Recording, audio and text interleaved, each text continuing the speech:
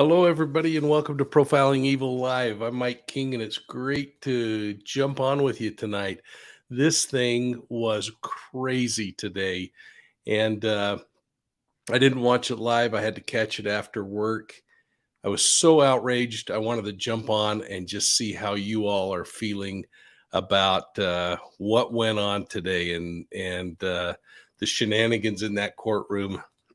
Frankly, I want to also say how well I think that the judge did in that case. But let's shout out to a couple of folks here. First and foremost, it looks like Alexander 85 was first up on the list tonight. Don Marie, thank you. Thanks to the mods for always taking such great care of things here. Michelle Southards is here. Jazzy Jewel. And there are a lot of emotions already out there going on with this one. And it's going to be interesting to talk through this, get your sense on things, and get some comments. So we'll get rolling on that here in just a second. Margaret Hutchins, hi. David Roberts is here, and Snowfire and Leslie Kahama. Let's see here. Anyway, we're not going to waste a lot of time. A little later in the show, I'm going to bring on a special guest, someone I haven't talked to since this case started.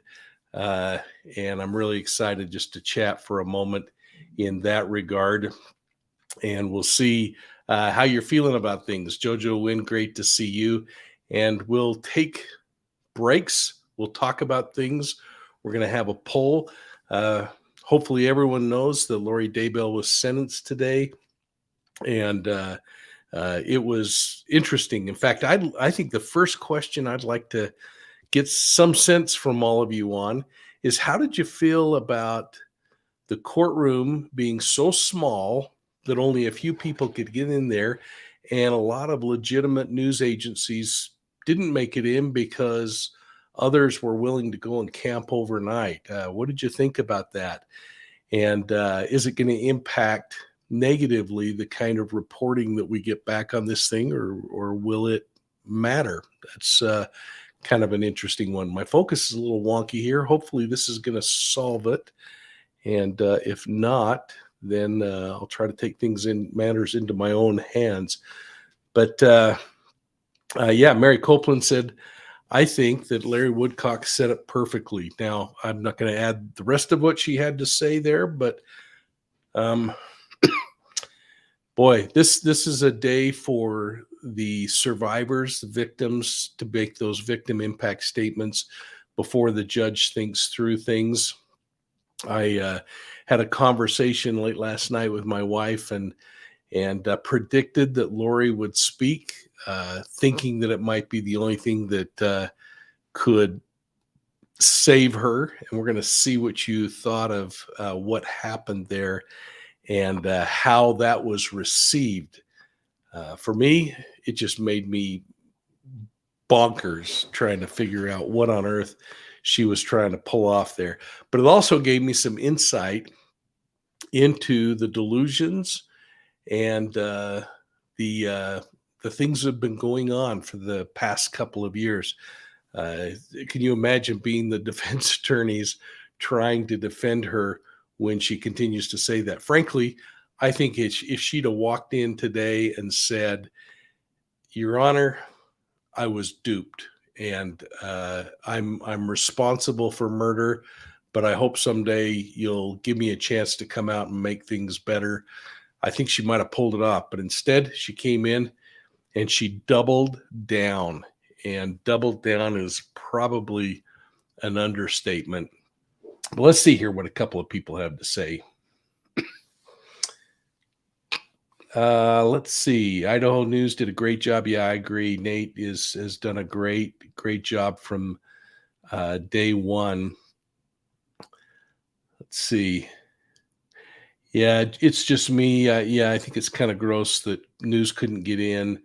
It was kind of weird to watch people last night and to see the number of people that were tweeting and saying, hey, I'm on my way to do this. One guy flew from England to attend this and participate in it. It's interesting. Speaking of England, Fofa Cat, good to see you. Katie says she was spouting off a bunch of malarkey, and malarkey is a good old UK term, so that's good to have that pop up. I think this really says it, okie dokie. Some huge disconnect, and it wasn't that something. I mourn with all of you. In fact, what we're going to do is we're going to play her statement. We're not going to play the victim's impact statements. You can read about those. To me, I thought two really noteworthy things happened today. First was, I am so glad that the family members got a chance to speak and share their opinions. But the fact that Lori had the arrogance or the mental illness to think that the statement she made was going to be helpful just really boggled my mind. And so I want to just jump right into that. We're gonna pause and talk about each of these things that she has to say individually, but let's just jump into it.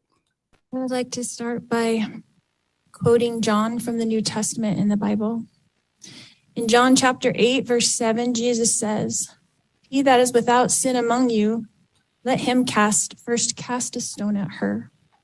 Then in verse 15, Jesus says, "Ye judge after the flesh, I judge no man. And yet if I judge, my judgment is true." So I want to pause right here, because as a person of faith, I was really troubled. Number one, coming in and quoting the Bible as if the people that sat on that jury weren't in a position, or the judge wasn't in a position, or the prosecution wasn't in a position to bring this case forward, really irritated me. And I want to do something kind of interesting tonight. I want you all to click on this link. I'm going to give you a second to type it in, http://etc.ch/6 XQS. I'm not doing this to get your banking information. We're going to take a little poll together tonight and just see what some of the results look like. But yeah, that was pretty dang frustrating when that happened. Here we got. I was appalled that she called Tammy her friend. Yeah, we're going to come back and talk about that in a minute. But yeah, starting right off with quoting scripture, that just is crazy. Here's an interesting question. Tell us what Mormon teachings are about visiting with Jesus and our heavenly parents. I thought no unclean man can be in God's presence. Well, so as many of you know, I have the opportunity. I worship with a different faith tradition every single week as part of a church responsibility that I have in my own faith system. That's everyone from those who practice in Islam to Judaism to Buddhism to Christianity. And across the board, I believe that people have a very similar belief system that we can commune with the God, whatever God we believe in, through prayer or meditation or other kinds of things. I thought the judge said it best today, and I'm going to answer that question this way because I don't know how to answer it any other way. When he said that in looking at all the faiths that he's had a chance to look at, he doesn't know anywhere where God says, go murder your children and your lover's wife. I mean, that just is like one of the craziest things I've ever heard. Now, if you've had a chance to go to that little link, then what we're going to do here is pull up the poll. And that first question that you're going to have is going to be, how did you feel about Lori quoting the Bible during this thing? So let's pull that question up. And if you had that link, you should be able to go to that question And let me just pull this up here so you can see it.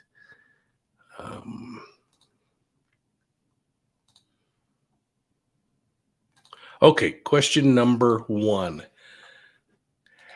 How did you feel about Lori quoting the Bible, John chapter 8, verse 7? He who is without sin, let him cast the first stone. And I'm going to just grab a couple of these. Let's see. Well, Shelby, I don't know about that one, but let's see. Somebody says, oh, it looks like Bambi says her phone's acting up. Let's see here. I don't think she thought it would help. She was using it to prove her mental disease. I think she made it all the way, or made it all from the get-go. The scripture didn't feel the words yet to come from her. Interesting. Yeah, I don't know the answer to that, but that's kind of interesting. So now I think the way I set that poll up, you can answer them all now, or you can wait as we chat through. So I would just suggest that if you can, you wait. And let's see if I can figure out how to do all this. There we go. So let's just look a little bit further. Personally, I was really offended because I thought that was nothing more than her religiosity coming forward to say, how dare you people judge me? Well, that's what a judge does, is judge. And this judge really pulled it off. Now, this is a really interesting question, though, or a quote from Michelle. She quoted John in her opinion because she thinks Chad is John. And if you remember, Chad thinks he's John as well. So, Michelle, that's a really interesting question. I wonder how, if that's a quiet message to Chad. And that leads me to a question that I have that isn't on the test today or the quiz, the poll. And that is, what do you think Chad's thinking right now when he watched? Because they undoubtedly had the opportunity to watch and take all this in.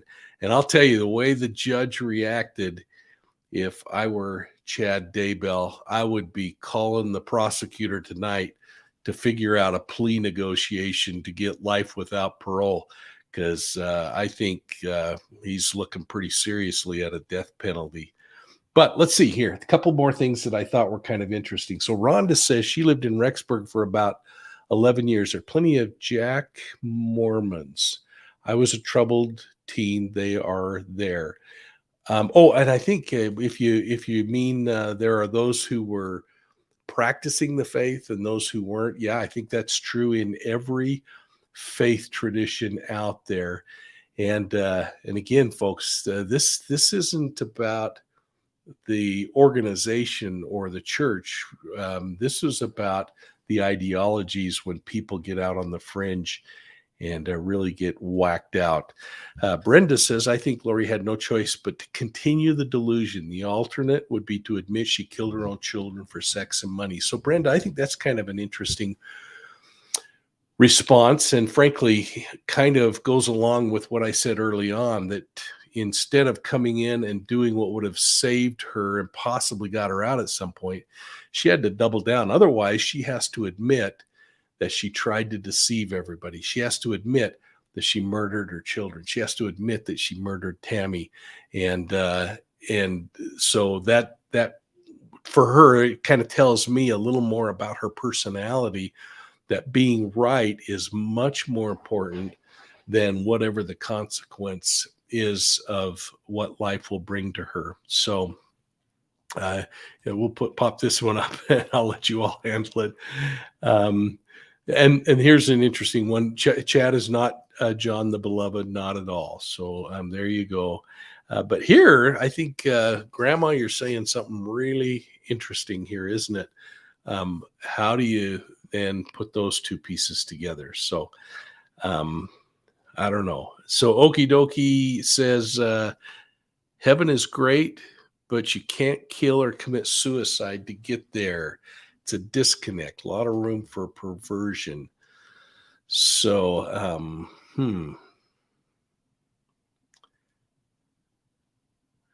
let's see here. Boy, there's a ton of comments coming through.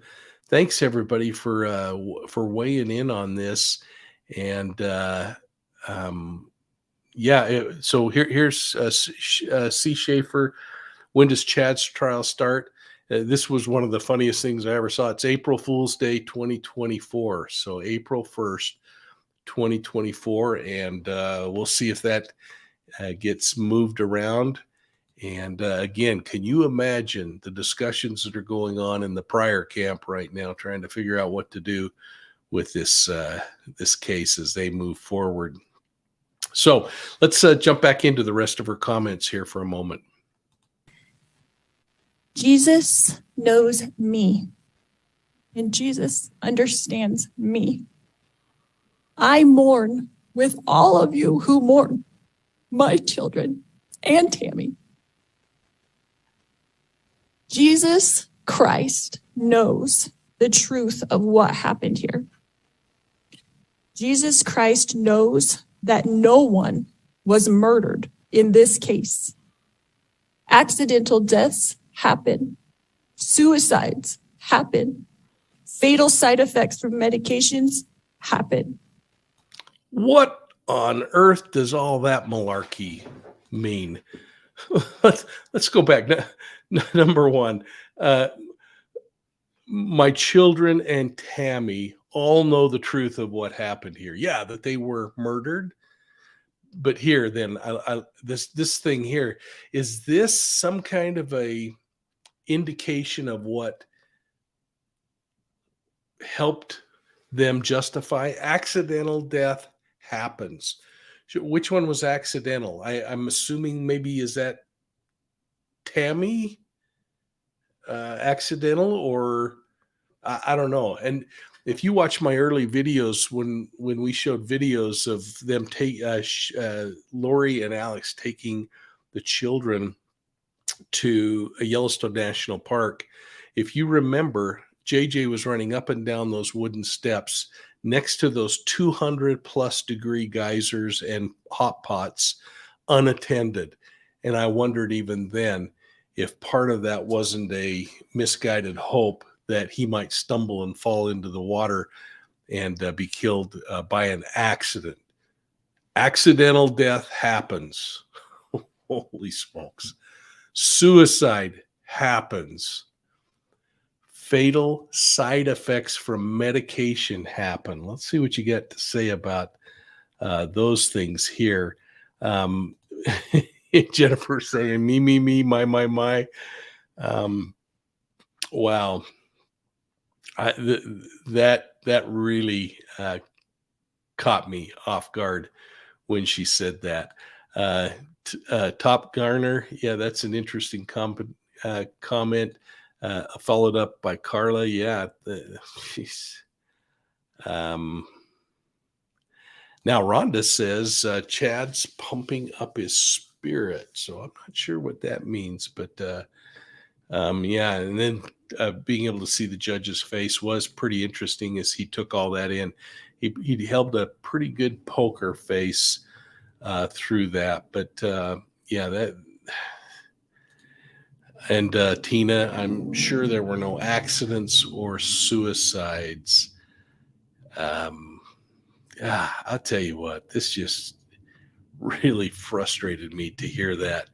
And while she may have thought she was somehow manipulating the court, I think it was going against the judge's feelings and everything else. You know, as he kind of started out, I think some of you were a little concerned that the judge might look for a way to give her a break.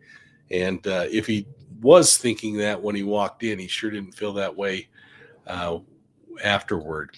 Mustang Ruthie, yeah, there's nothing suicidal or accidental in these murders.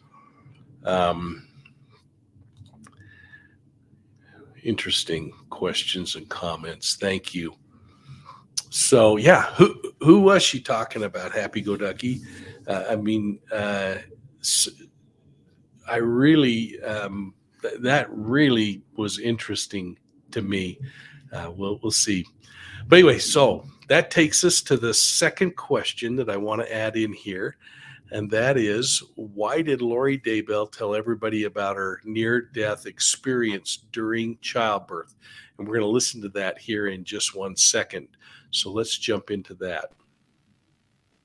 I have a different perspective in life because in 2002, when I was pregnant with Tylee, I died in the hospital while in labor with her. They tried to stop my labor. They put me on the table and they put something in my IV, and I felt my spirit falling to the floor. I was standing near my pregnant body, watching the doctors try to revive me, which took them a few minutes. In that time, my sister Stacy was standing to my left. I turned to hug her and was surprised that... Now, I want to stop there for a moment, folks, to kind of bring you back full circle. Now, if you went to our story map, and I hope you have been to our story map, if you go to profilingevil.com and click on story maps, you can go through and get to the the Daybell story map. But in there, I talk a lot about Stacy Cope. I actually show some court documents when she and her husband were going through some custody battles. And in those court documents, it's pointed out that Stacy Cope had schizophrenia. It also there's an indication that there's schizophrenia within the family. And it really makes me wonder if Lori has schizophrenia, because in most cult leaders that I've dealt with over my career, I believe that schizophrenia plays a certain part, this elevated sense of greatness and these hearing voices and other things. And I don't want to discount in any way, shape, or form people who have had near-death experiences. I am a believer that people have those kinds of experiences. What I found is rarely do those people speak of those. They become, for lack of a better word, so sacred to them individually that they only share them in small circles. But she was talking about seeing angels and reincarnation and all this stuff long before any of that. But let me just see if anybody weighs in at all on the schizophrenia issue, and then we'll go back, because she says, by the way, her sister Stacy died, and so that's why she appeared to her during that childbirth issue. Let's see.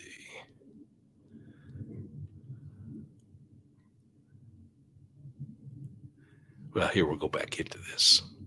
Her spirit was as tangible as a physical body because I knew I was in spirit and she was in spirit. She said she needed to show me some things, and we went to heaven. I later returned to my body. Because of this experience, I have access to heaven and the spirit world. Since then, I have had many communications from people now living in heaven, including my children, Tylee Ashlyn and Joshua Jackson, my sisters, Stacy and Lolly, my aunts and my uncles, and my grandparents. I have had many communications with Jesus Christ, the Savior of this world, and our heavenly parents. I have had many angelic visitors have come and communicated with me and even manifested themselves to me. Because of these communications, I know for a fact that my children are happy and busy in the spirit world. Because of my communications with my friend Tammy Daybell. And I gotta stop there for a minute, folks.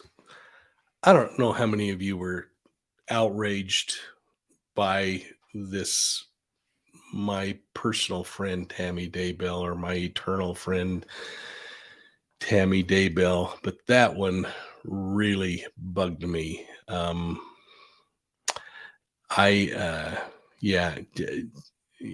This is interesting. Jenny GA, yeah, my friend, question mark.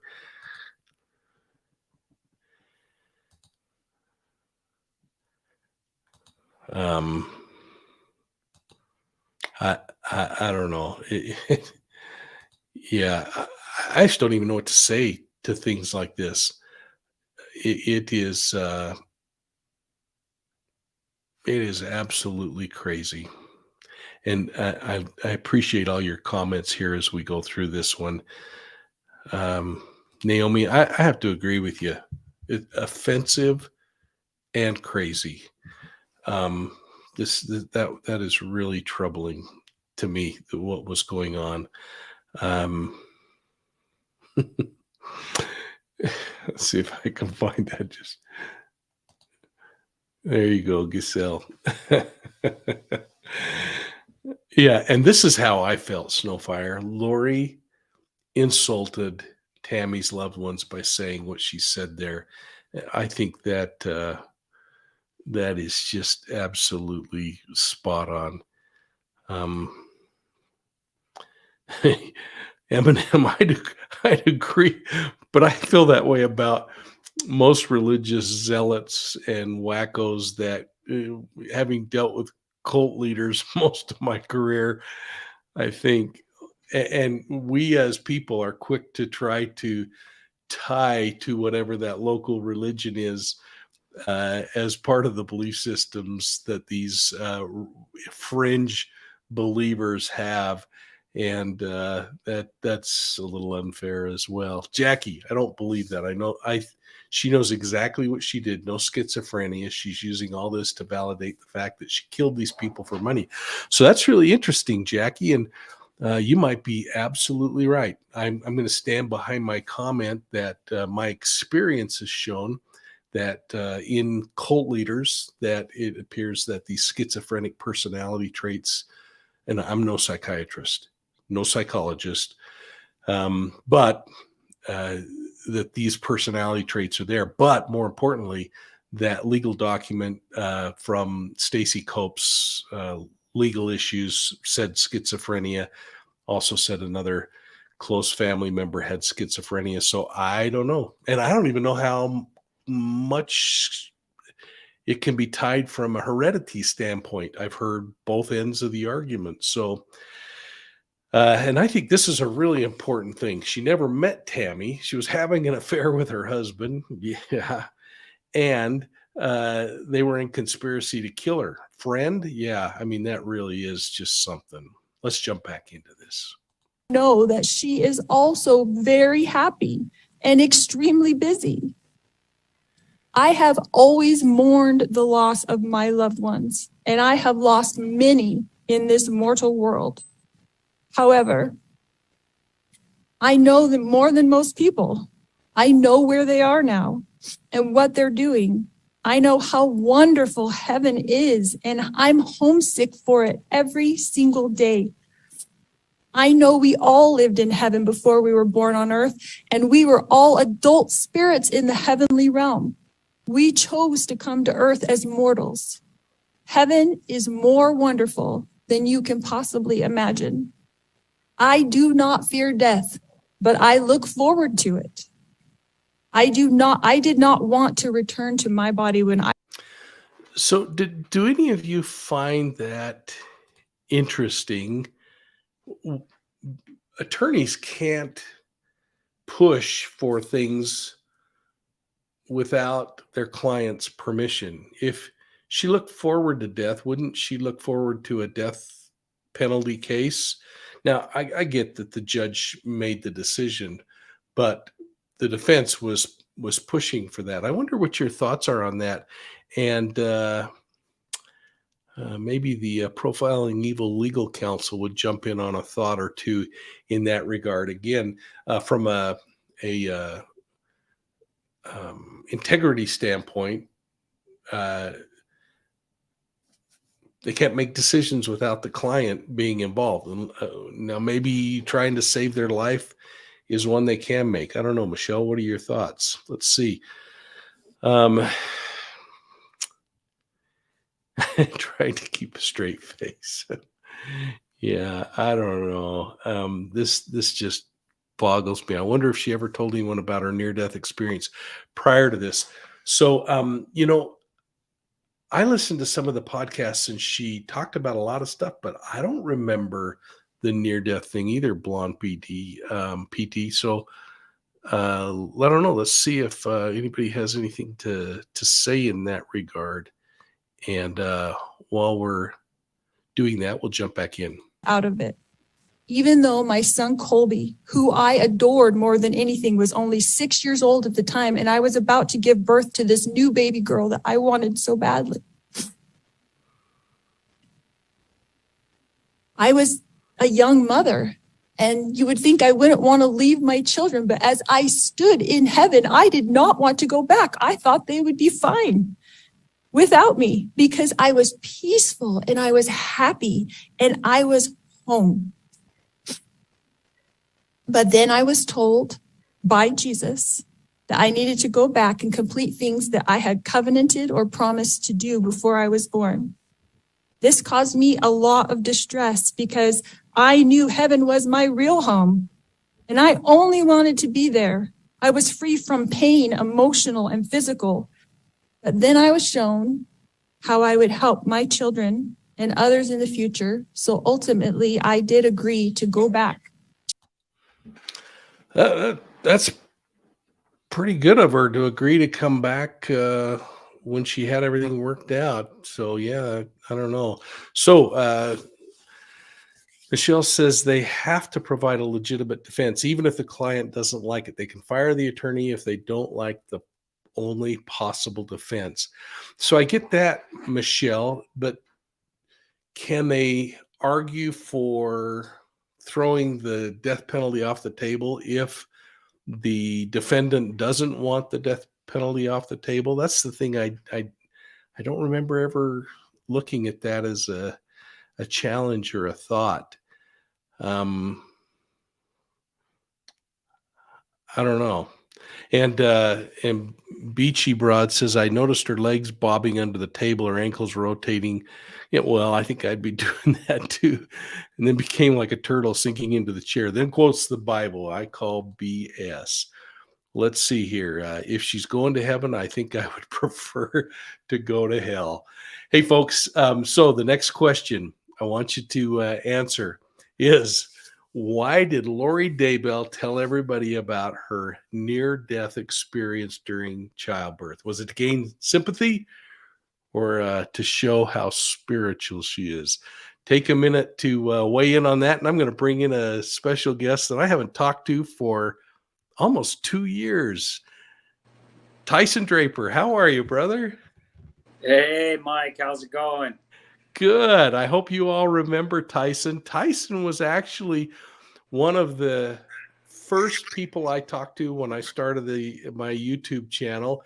And it was shortly after, actually, because I think one of the first videos I did was on the Daybell case. And I don't know if you remember that particular video, Tyson, but I actually went out on a limb and I talked about victimology. And I said the people responsible are Lori, based on victimology. And I got hammered by people. And but I don't know if you remember that one, but I want to just take a minute and have you, I'm going to turn this poll off now as we continue to talk for a minute. Take a minute and I want to go back to when you went to the house, to Chad's house, and spoke to his son, because I am so offended by any even suggestion that Lori did Tammy a favor or was a good friend or anything else. Yeah, Mike, that entire statement by Lori was probably the most bizarre statement in the history of American courts. I mean, and so, yeah, man, there was just so much to unpack from her statement. I wouldn't even know where to begin. But as far as Tammy Daybell goes, I think it says in there, she says in there somewhere that her and Tammy are now besties somehow, and that Tammy visits her, and they're like best friends now, and that she's happy that she's dead and now living in heaven and all this. It's just absolutely bizarre. Well, they say that through adversity, friendships are built. And so I guess maybe killing someone could be considered an absolute adverse situation. I want to jump to Michelle Morris here for a second, Tice.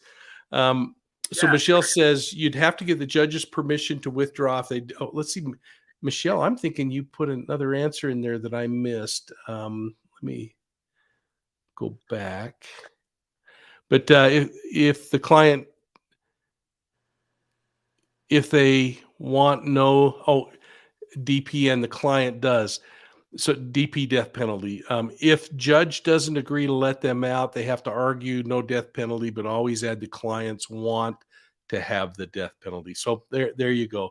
So, and I don't know if that's a question for you. My favorite fishing hole is not going to be shared anywhere. So let's see here. She was doing it out of sympathy, but I just heard another live stream with a cousin. No family knew of her near-death experience. That's kind of interesting. So Tyson, I want to go back to this for a second. When you pulled up in front of Chad's home, you ended up speaking to his son. That was a long time ago, man, but that was a great video that you knocked out. And how are you feeling as you watched what went on today? Well, yeah, Mike, that was a little while ago, but I remember it like it was yesterday. That's not really something you forget. And I really wanted to tell Chad Daybell's son, his name's Garth, by the way. I wanted to tell him and Emma, I wanted to tell him that, there were people in this world who didn't judge them by the actions of these evil monsters, and they just happen to be related to these people, and I wanted them to feel that sense of peace, maybe in a very difficult moment. I don't know if I accomplished that or not, but that was my objective. And so when I saw Chad Daybell's son Garth outside, they were packing up some boxes. He didn't want to talk to me, kept blowing me off and putting his back to me. And so I finally said, "Hey, I left a balloon and a card on your mom's grave in Utah." And that immediately snapped his head around and started looking at me. And he said, "Oh, I saw that video." He says, "Thank you so much. That meant a lot to our family." That's awesome. And I was able to break that ice, Mike, and have him realize that I wasn't there to judge him or put him down or belittle him in any way because of what his dad and Lori and Alex Cox and all these monsters did. That had nothing to do with them. And so, yeah, he was cool. He was really cool. He came out to the street and talked to us. I know there's people out there, Mike, that no matter what, they're going to just judge these folks, that are innocent. And they're going to say, "Oh, well, the apple doesn't fall from the tree," and all these other kind of things, but that's not the way I look at it. I look at it like these are innocent victims, just like JJ and Tylee and everybody else. Well, this brings up an interesting question, Tyson. We have chatted about this over the years quite a bit. This kind of mindset among some YouTube creators to go out and confront on people's doorsteps versus go out and collect a little video and do their thing. I saw a lot of people coming in to watch this sentencing today, late last night, lining up. I mean, it was almost a carnival experience and people posting about things. What are your thoughts on the way things have gone for yourself personally? How have you evolved over time, and how's this experience been for you? Well, Mike, it's been a roller coaster. It's been a roller coaster ride. And when I first started my channel and getting into this kind of stuff, I was very naive and I was very, I guess, dumb, you know, for lack of a better word. I think naive and dumb kind of go hand in hand. So I really didn't know what I was getting into. And man, and then it turned into, you know, there was a lot of jealousy. There was a lot of hate. There was a lot of backbiting, stuff like that. And so, you know, I learned a lot, man. It's been, but, you know, just to put it in a nutshell, it's been a roller coaster. I think you've been on that roller coaster too a little bit, haven't you, Mike? Hey, but by the way, I got to tell you, I love the haircut. So, Thank you. yeah, that's great. Jojo Wynn, thanks for that kind donation. So hang in here, Tyson. I'm going to just move into the rest of this video for a second. Yeah, you bet.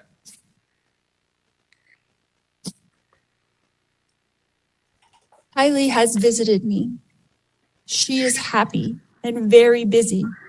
Tylee is free now from all the pains of her life. Tylee suffered horrible physical pain her whole life.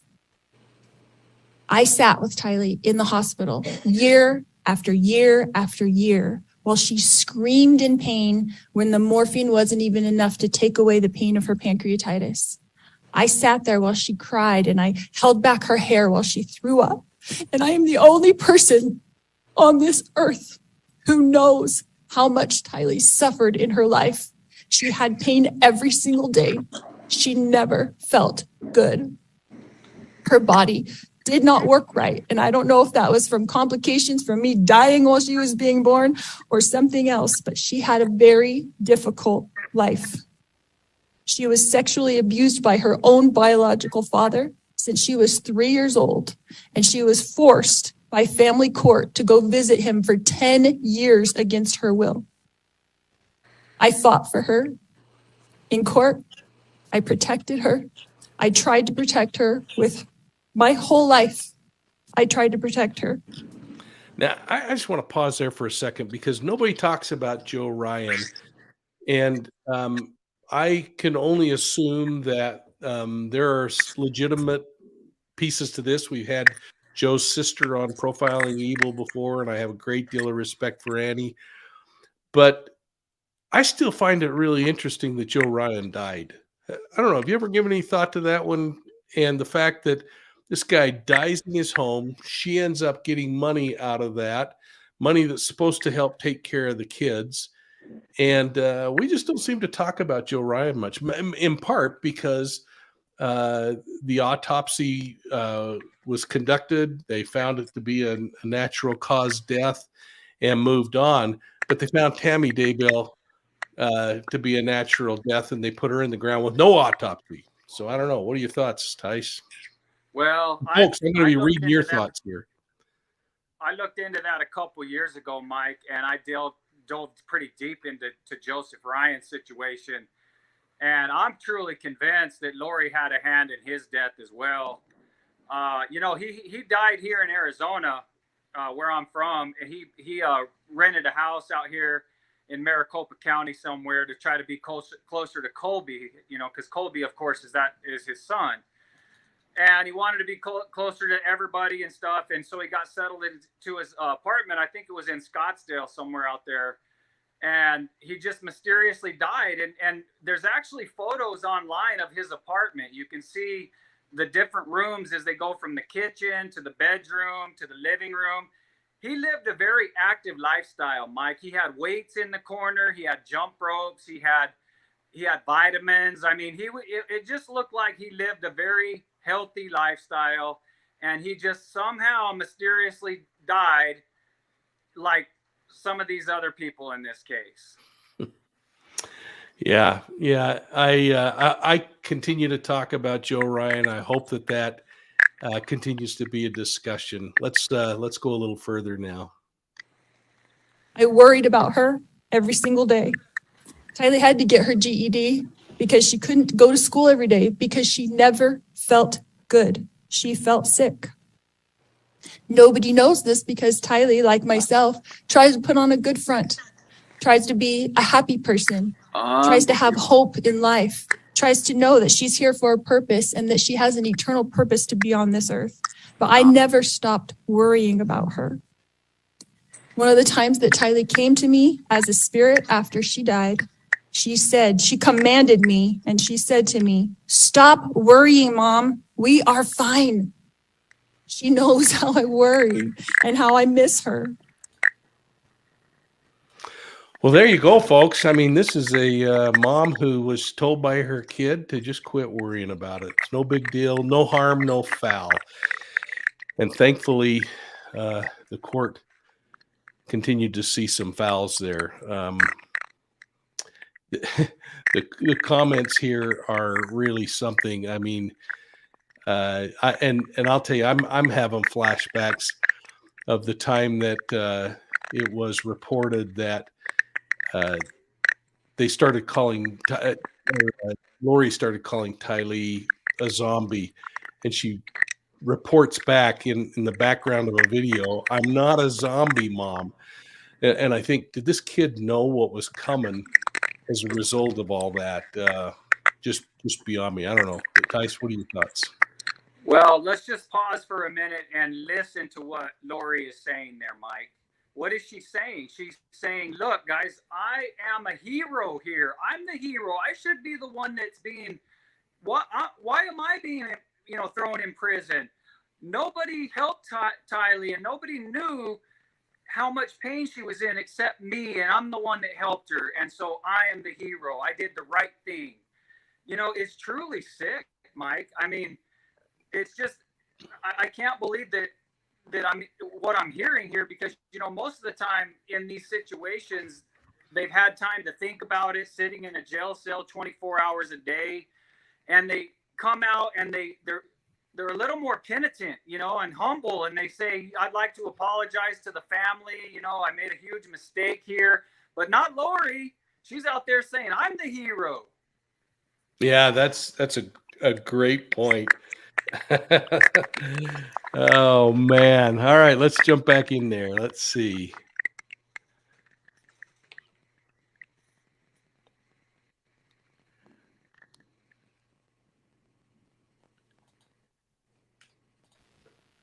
The first time JJ visited me after he passed away, he put his arm around me and he said to me, "You didn't do anything wrong, Mom.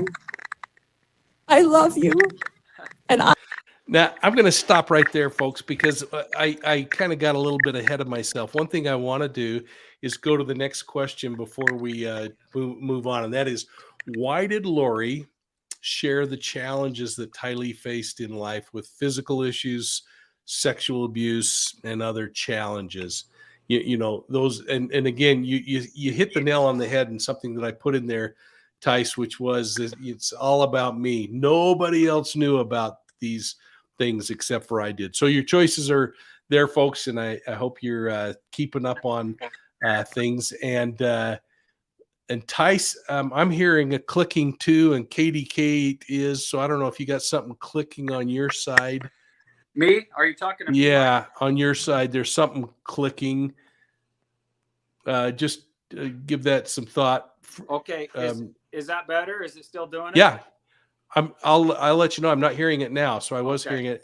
And folks, let us know if you're hearing that too. But yeah, a lot of interesting questions here.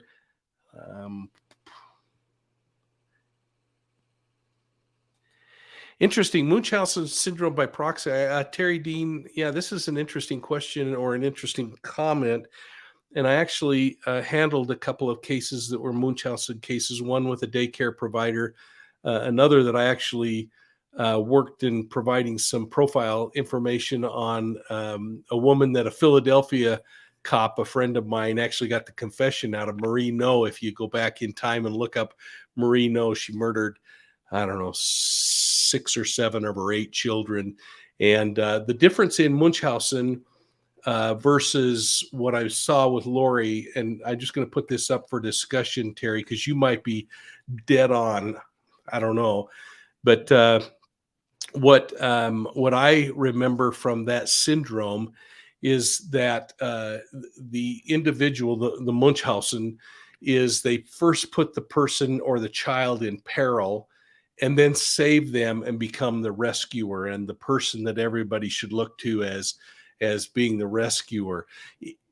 It could be in this case, except for Lori just let the kids disappear and never really put herself in a position of being the heroine of saving them and moving them on to the next life. So I don't know. That really interesting, and I'm sure there are experts out there on Munchausen that might have a different opinion than what I just shared. But anyway, we're going to jump in now to that point that JJ, where she was talking about JJ. No, you loved me every minute of my life. JJ, Joshua Jackson, was an adult spirit, and he was very, very tall when he put his arm around me. He is busy, he is engaged, he has jobs that he does there, and he is happy where he is. His life was short, but JJ's life was meaningful. JJ was a wonderful person and touched the lives of everyone, and I adored him every minute of his life. Okay, how many of you are buying that story? Adored him every minute of his life. I guess except for all those comments where she says that she is just under such pressure. So I guess the question for you all here is interesting. How do you feel when Lori talked about JJ visiting her? I don't know, Tyson, how'd you feel about knowing that JJ's this big, tall, strapping kid? And you know what? I'm okay with the fact that in heaven, beings have perfect bodies, but I'm having a hard time with Lori making this sound like, oh, by the way, he stopped at the house yesterday. Yeah. Well, looking at JJ, as a young child, I wouldn't doubt it if he is, or if he was going to be a tall, strapling young man, nice looking, beautiful little boy. But actually, I do believe some of the stuff that Lori's saying right there in that clip, Mike. I do believe that JJ's happy. I do believe that heaven is a better place than this earth. And that's all why we all strive to go there. And I do believe JJ is there in heaven. And so that part is true. But see, once again, comes the narcissism of Lori trying to say, well, he's happier there, so I actually did him a favor too. So I'm a hero again. She's a sick woman, and she's very, very narcissistic. Yeah, there you go. Well, folks, let's jump into this and go to the next piece. My eternal friend, Tammy Daybell, has visited me on several occasions. She came to bring me peace and comfort, and I know that she is extremely busy helping her family, especially her children and grandchildren. And I have a great love for Tammy.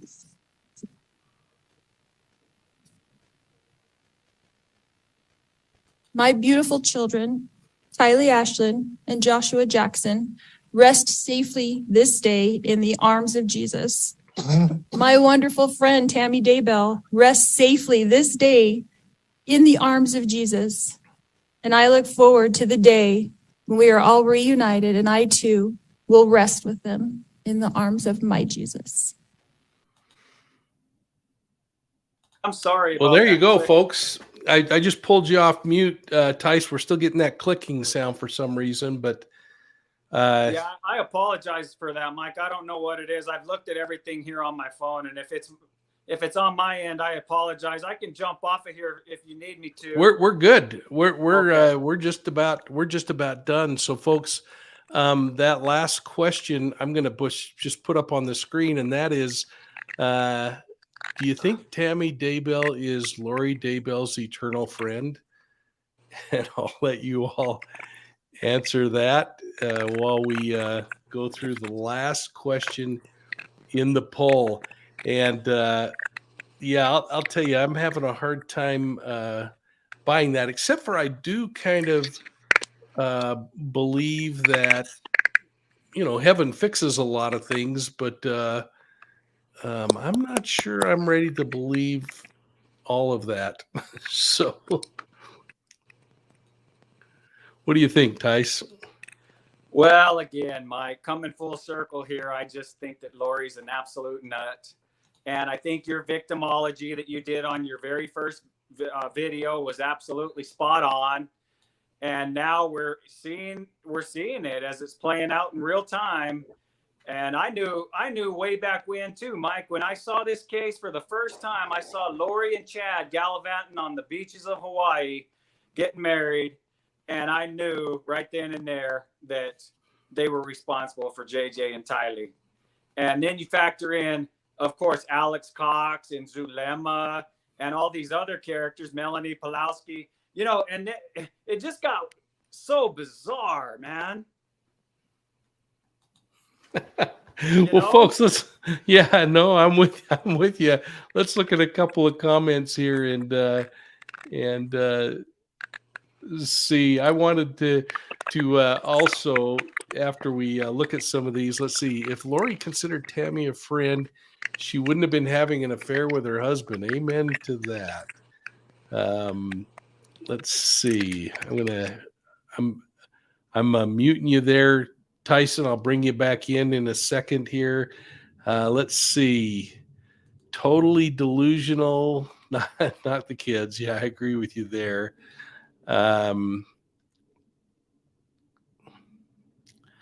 Let's see. Nuts is right. That doesn't surprise me. She could have been slipping poison in.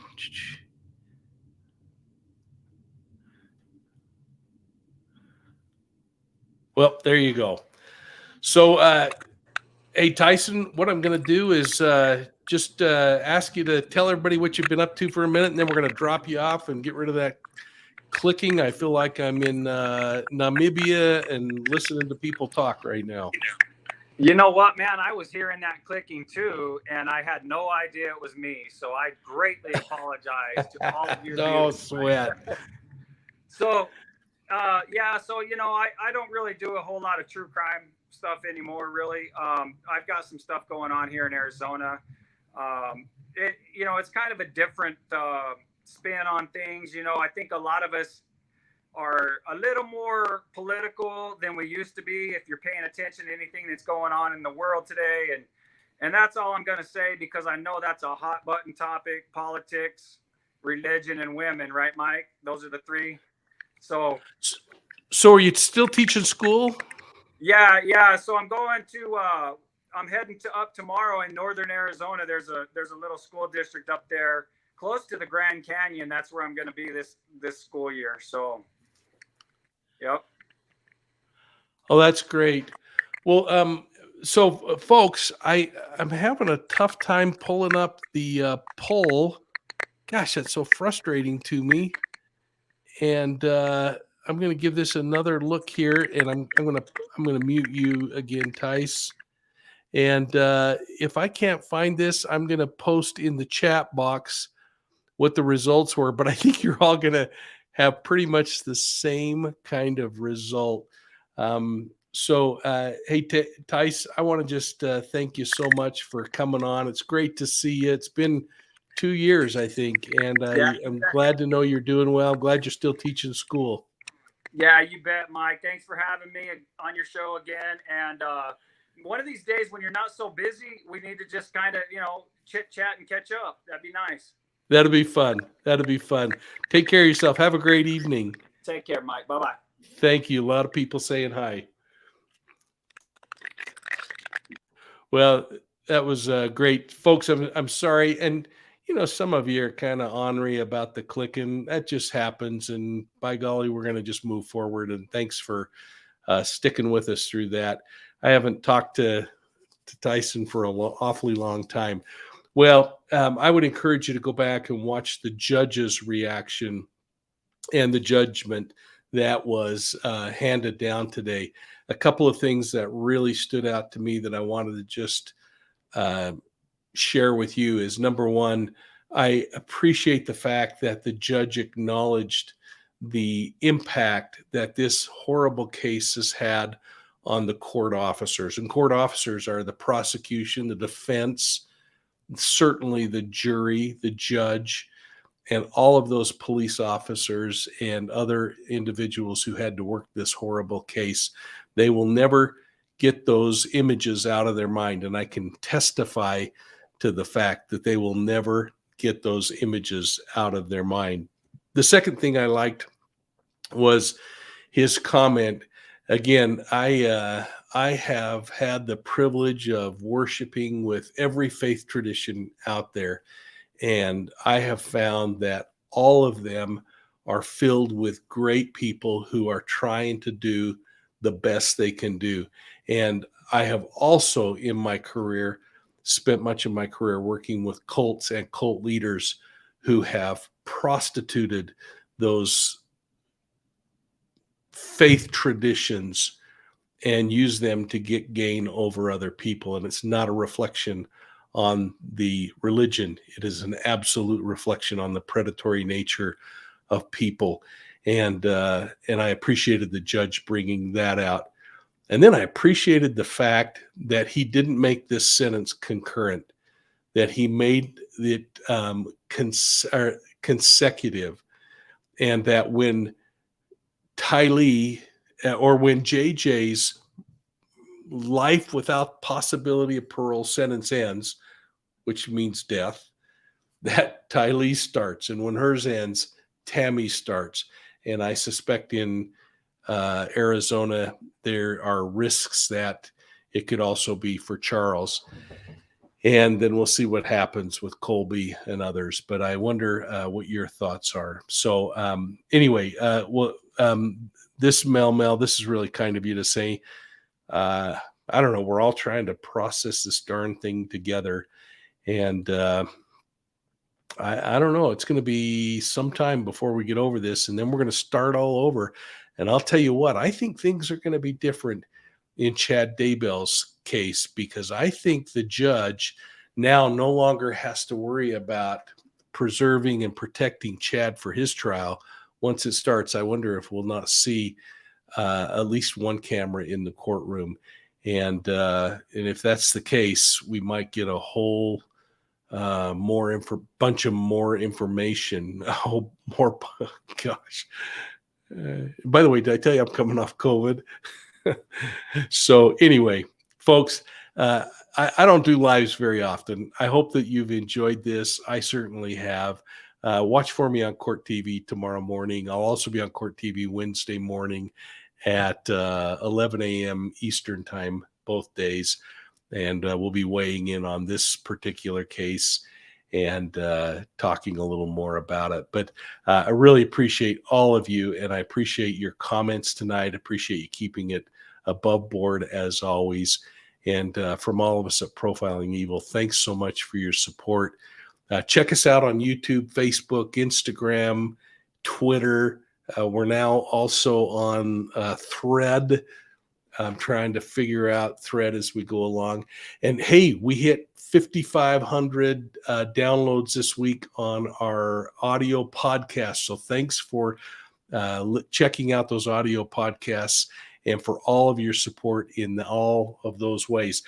My video in Australia on Mr. Cruel has now topped, I think, 2 million. And Mapping Evil with Mike King is gone through the roof. So really appreciate all your support. It's really kind of all of you. And we'll keep looking for things to talk about and expect you to keep sending in notes. By the way, I got a little information on Lloyd Reese. If you remember, that's the case where we looked for the young man who we believe went into a lake in northern Utah. Today, I spent a little time at the end of the day driving to a spot where someone thought his vehicle was, and it wasn't there. But we'll keep looking and hoping for families that suffer. And thanks for the chance to do all this with you. We'll see you soon at the next crime scene.